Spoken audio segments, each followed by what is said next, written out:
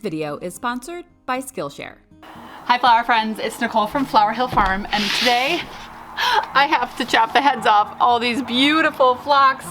So these are annual phlox that I started from seed back on March 5th. So they are about 6 weeks old now.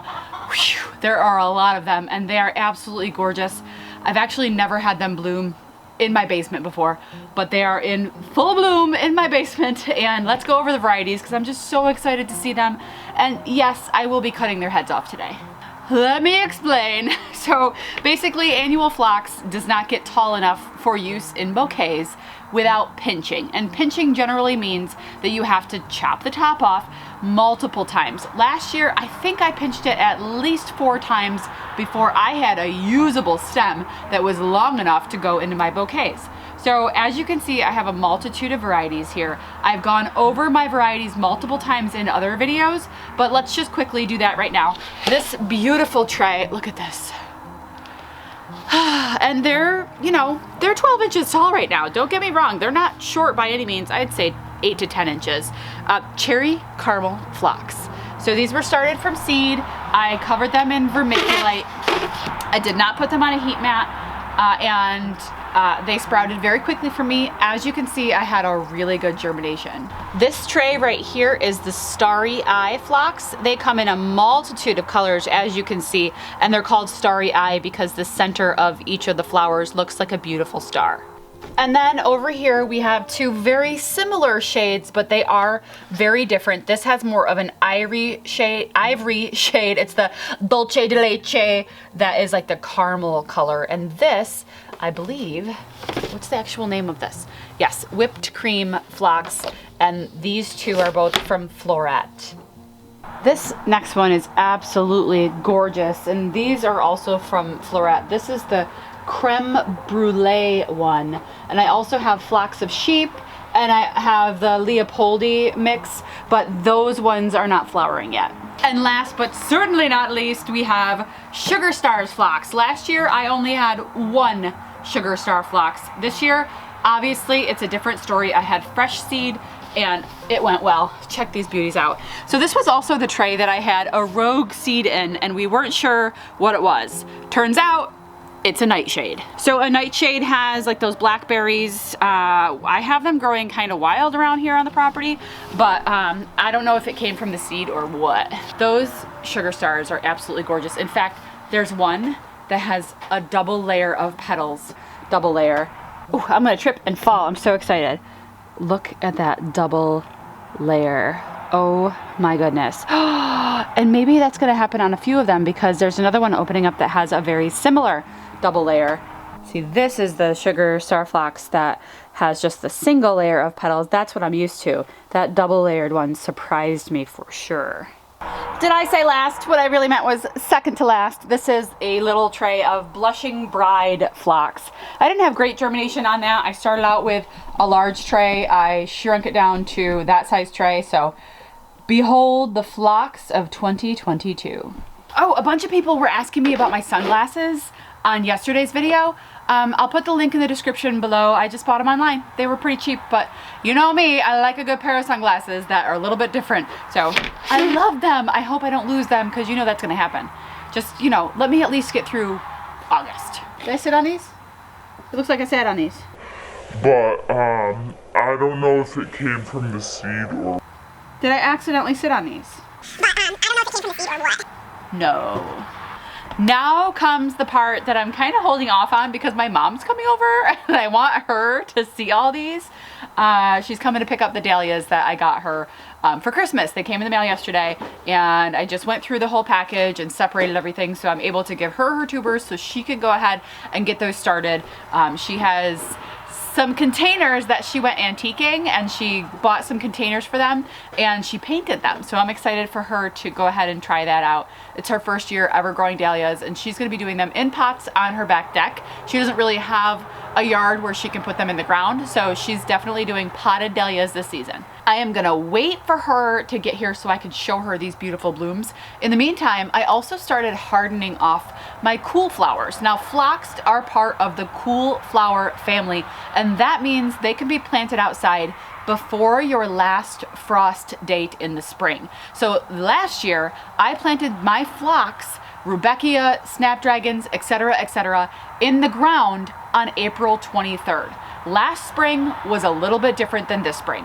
The snow event of this week really set us a little bit behind, but not that much. The snow is gone and things are starting to dry out, and we might be able to make the beds inside the deer fence this weekend so I can at least get some of these phlox planted out. So when it comes to hardening off, I usually just put things out on my porch that gets a little bit of sun in the morning and then spends the rest of the day in the shade, and then I'll let that happen for a couple of days.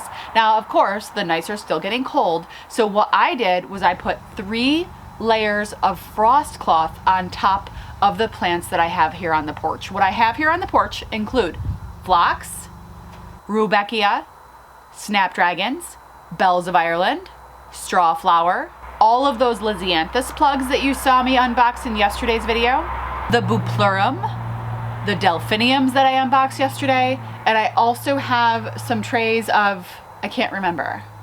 Let's go look. So here are the plug trays that I unboxed yesterday. It was 25 degrees last night. I put that frost cloth on the end over top of them, and they were perfectly fine. All of these are things that I unboxed with the exception of this tray. This is a tray of rudbeckia that I started from seed. It is Chimney on one side, and then it's Prairie Sun rudbeckia on the other side. They're looking absolutely fantastic. I started those on March 5th.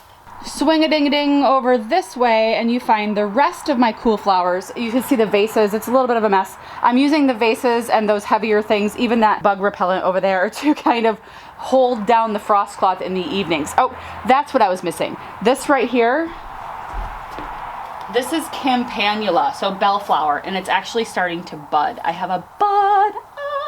So I have campanula here.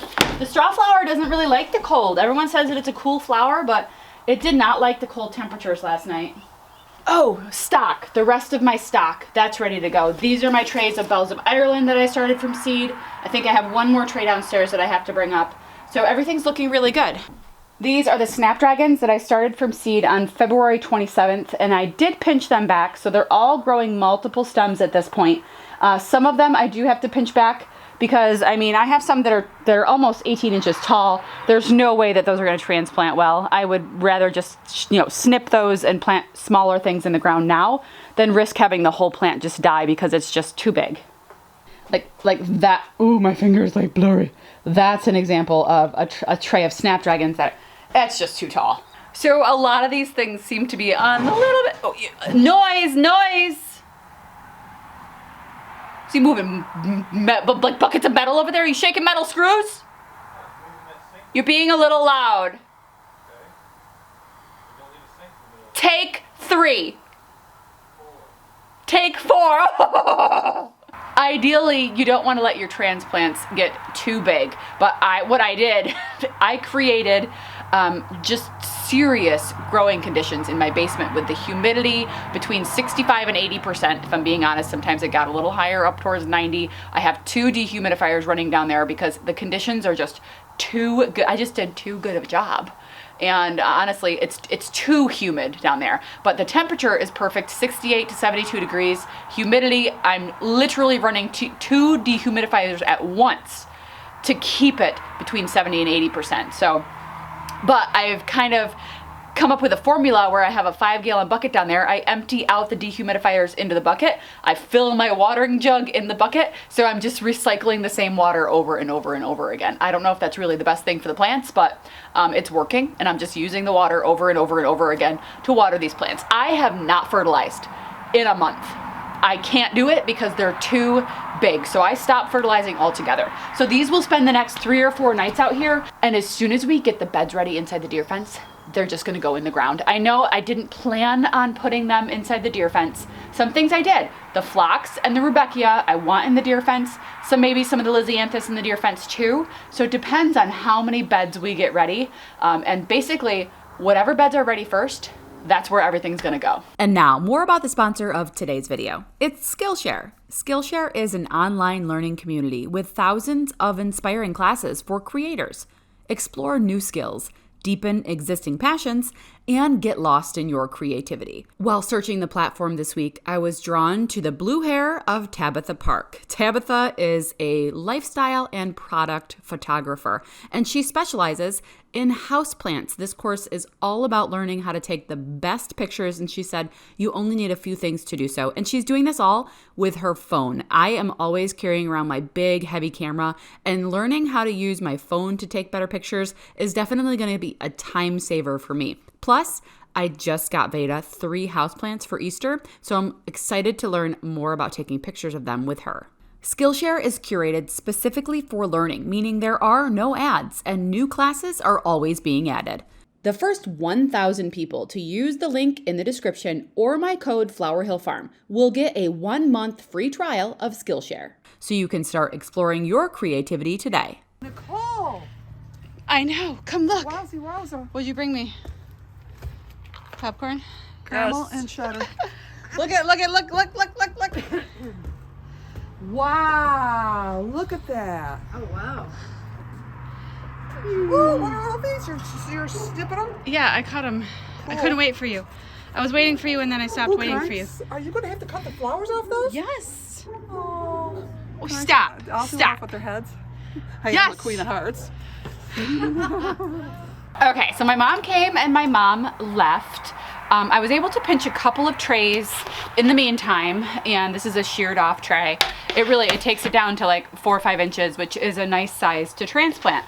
This is clearly way too big to transplant. And you know what? I'm grateful that I left them to pinch indoors because this is a lot easier than pinching them when they're in the field. Clearly, I'm still going to need to pinch them when they're in the field, but honestly going and shearing off a tray is a lot easier than going from plant to plant out in the field. So basically, you pinch it like you would anything else. And when I say pinch it, I'm cutting it. It's just easier. So anywhere above a set of leaves. And I'm just going to go low on these just because they will start sprouting. So basically, I just cut above a set of leaves, and I'll probably just go 1 down. And I can actually see where another branch is going to be growing out of where I'm snipping. So, oh, I love them so much. They're so beautiful. I had to snip these at least 4 times before I had usable stems. But eventually, they get there. Eventually. Oh my gosh, that felt wrong. It feels wrong, but don't let them bloom. Don't be like me and let them bloom. I normally would pinch them when I saw that. When I see it start to bud up, pinch. So I'll be pinching these again, probably in a couple of weeks. I'm going to be putting them in the ground this week. Very excited about that. Sorry, I'm so sorry.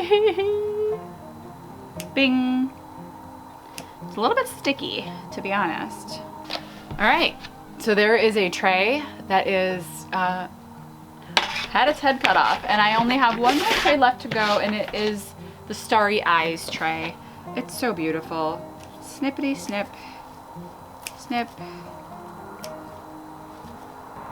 I actually have a video, an entire video, all about growing annual phlox from seed for cut flowers. I'll link that up above if you guys missed that video. They're a little bit extra work. They truly are because of this, you know, pinching off all of their heads.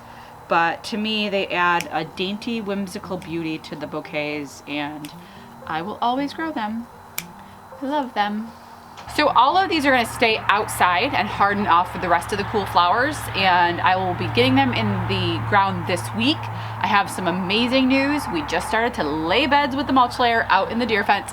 I'll explain that in an upcoming video. So anyway, that's how I pinched my phlox that was blooming in my basement. Thanks for sticking around, guys. We'll see you soon. Are you whistling? Nope. You whistling a show tune? Nope. A show tune? Cool flowers. They're pretty cool. Sorry, I'm so sorry. That is a weird noise. That sounded like a mechanical baby screaming. Not a real baby, a mechanical baby. Like that was not normal. Oh, that was an actual scream. The kids across the road must be playing, but that first one was a mechanical kid. Woohoo! I'm gonna take these and do a photo shoot. Ah, I love you. Right on the table, I think.